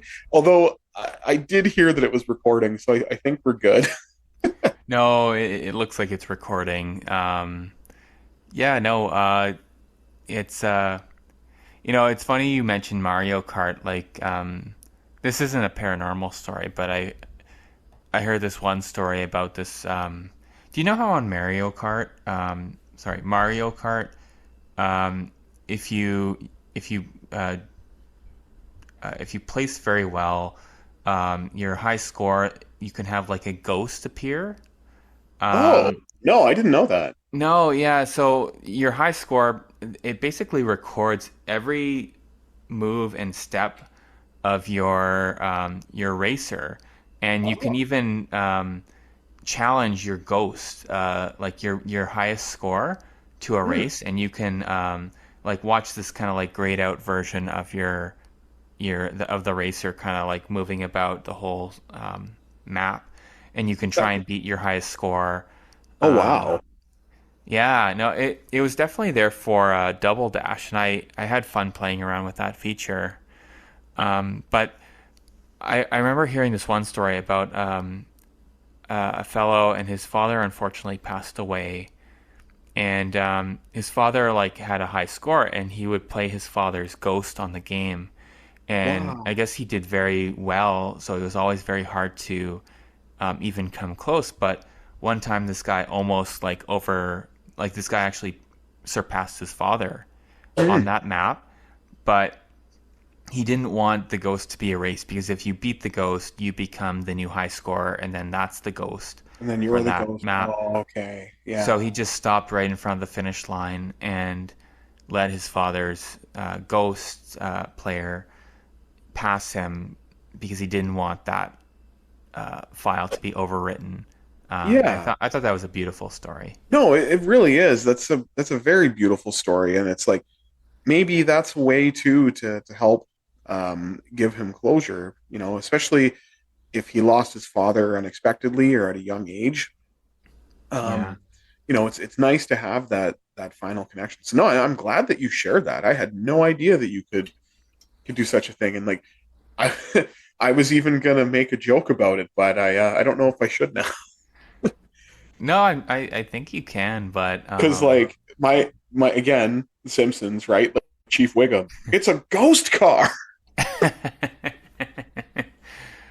we're we have a blue car that's directly under the Earth's moon son now. now. The sun. The suspect is hatless. Repeat, hatless. They have uh, ghost cars all over these roads. that's one of those jokes where I find it a lot funnier now because I realize how absurdly bad his descriptions are and unhelpful they are. right?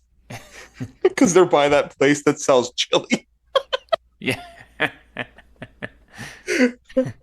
Oh no, though it is genuinely really nice to have that connection to a deceased loved one like that. And you know what? Like, it's nice to know that um, the guy may have been competitive, but at the same time, that high score that his dad set obviously meant a lot to him, and is something that Yeah. he can maintain, which is really nice too, and kind of have like a physical representation.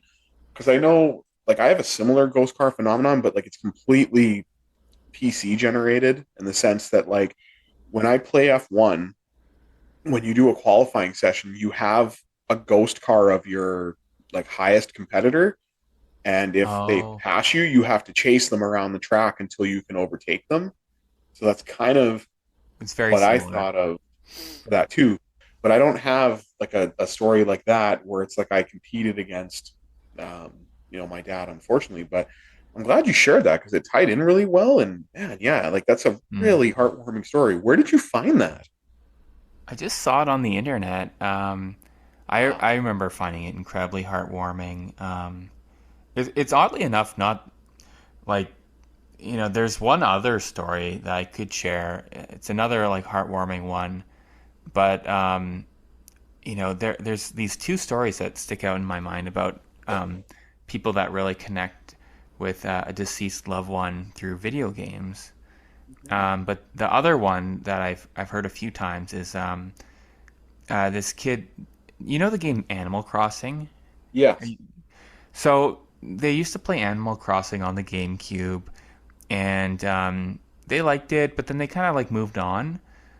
Well, anyways, their mother got very sick, and she actually was fairly immobile. She needed to use a wheelchair, and there wasn't much that she was able to do for fun, but she got more into video games. Oh, And okay. unfortunately, she did pass away. But the poster kind of they tell that after their mom passed, they eventually played Animal Crossing again, and they almost had this like they had this very beautiful moment where they started playing the game again after years, just to check it out again, and they Hmm. realized that their mom, while she was playing the game, left like many letters and would send a lot of gifts to their kids' character. Oh, nice. So they had all these nice little things sent to them, reminding them of their mom, that they didn't even know was like waiting for them in the game. Oh, wow. Yeah. Um, just like I thought that was another beautiful story. Like, It really is. just like you can connect with your kids in such a very profound way through anything, like video games included, music, all these ways, and yeah, I That's think. why too. Like I go out of my way to try to capture as much as I can with my Hmm. son for that very reason. Having pictures. My son's also in hockey, so we had a thing where he told me he wanted to give me his first stick when he broke it. So I still have it, and that's something I'm going to maintain. He even said, like, when I Hmm. had to move back here, he's like, "Dad, you kept that?" I said, "Of course. Like, it's something very important to me because it's something he offered to give me, and it's connected to that moment because one of our biggest bonds, no surprise, is hockey. So, you Right. know, it's great that um, in her potential final, months to weeks to days, she was able to leave a lasting message through a video game, Animal Crossing, like for her kid. That's man, that's incredible. Mhm. Shout out to Kat once again. If you hear this and you become emotional, I just want to apologize now because this is obviously very heartwarming. And Yeah, she's it's ending on a very heartwarming and emotional note. Like we started with the most scary and disturbing stories, but Mhm. Yeah, no, this is a very positive note to end things on. And I only say that because she's messaged me back for feedback, like on the previous podcast, and she said that she's gotten emotional on a few of the stories. So Aw, I'm like, I kind of feel bad that like she probably will for this one. So again, Kat, when you listen, I sincerely apologize. This one you can entirely blame on me because it's my story. Just like if you get emotional about Cam's story, you can blame him. you can blame me. Yeah, shout out to Kat, friend of the pod. Um, hopefully, not too many tears shed, but I'll hear yeah. about it. But no, it's been an absolute honor to do these and to know that we're 3 episodes in. Yeah, Like I had said before, like the way you told the school teacher story in particular, I was blown away by the quality of the narration and the ability, even like you gave yourself almost like a southern twang like when you were talking, and that just I was blown away by that minor detail. Like I know for me, I don't tend to do accents much. Like when I'm doing this, I try to focus more on, you know, crisp, concise storytelling. But no, I was really blown away. So I had to reach out and I had to mention it to you twice on the pod because I was totally floored, man. It was uh, fantastic. you can't see, but dude, you're making me blush over here.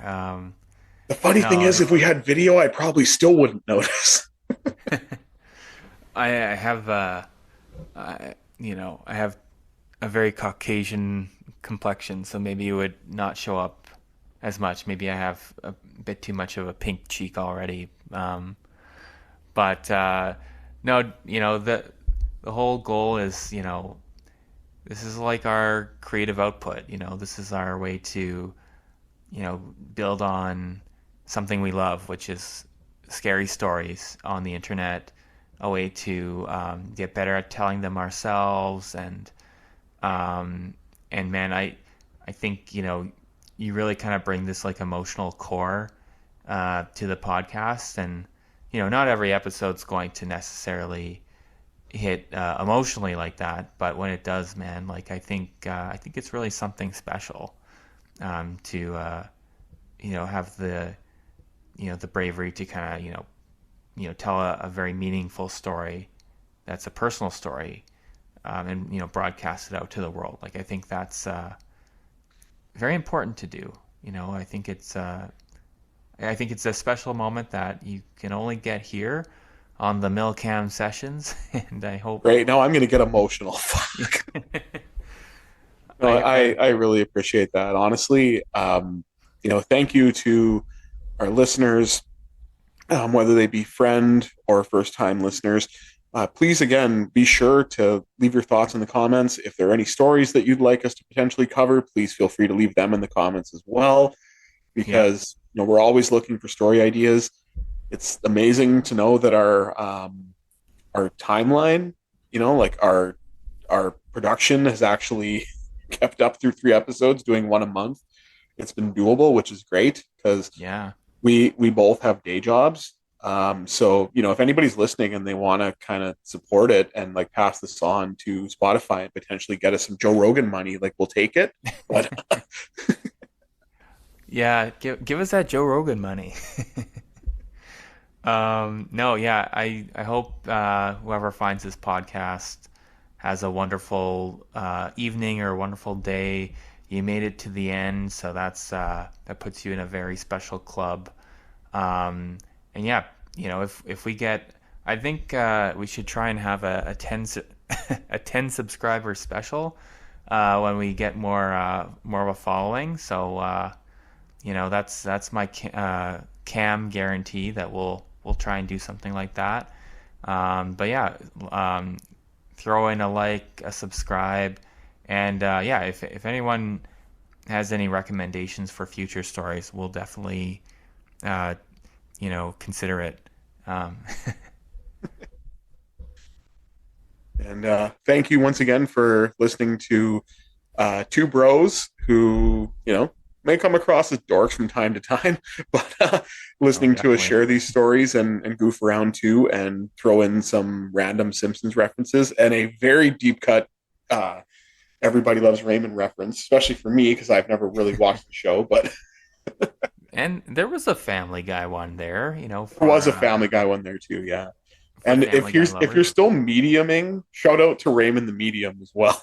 Yeah, if anyone, if Raymond is listening to this, I would love to, talk to you about your story, being a medium in Thunder Bay. Very, very interested in that.